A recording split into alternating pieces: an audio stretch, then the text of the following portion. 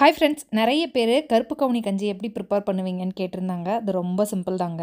ஒரு பாத்திரத்தில் ஒரு செம்பு அளவுக்கு தண்ணி எடுத்துக்கிறேன். தண்ணி நல்லா கொதிக்கட்டும். தண்ணி நல்லா கொதிக்க ஆரம்பித்ததும் ராஜேஷ் கிச்சன் கருப்பு கவுனி மிக்ஸ் ஒரு 2.5 ஸ்பூன் அளவுக்கு ஆட் பண்ணிக்கிறேன். இந்த கருப்பு கவுனி மிக்ஸ் வச்சு கஞ்சி மட்டும் கிடையாது, புட்டு, லட்டு, தோசை இந்த மாதிரி கூட ப்ரிப்பேர் பண்ணலாம். நான் இன்னைக்கு ஒரு செம்புக்கு 2.5 ஸ்பூன் அளவுக்கு கருப்பு கவுனி மிக்ஸ் எடுத்திருக்கேன். இது 2 பேர் தாராளமாக குடிக்கலாம். ஒரு 4லேருந்து 5 நிமிஷம் நல்லா கொதிக்க வச்சு இறக்கணும் அப்படின்னம்னா கஞ்சி ரெடி ஆகிடும். 4-5 நிமிஷம் நல்லா கொதிச்சு கொஞ்சம் லைட்டாக திக்கானதுக்கப்புறம் அடுப்பை ஆஃப் பண்ணிட்டு இதை இறக்கி வச்சிடலாம், ஆறட்டும்.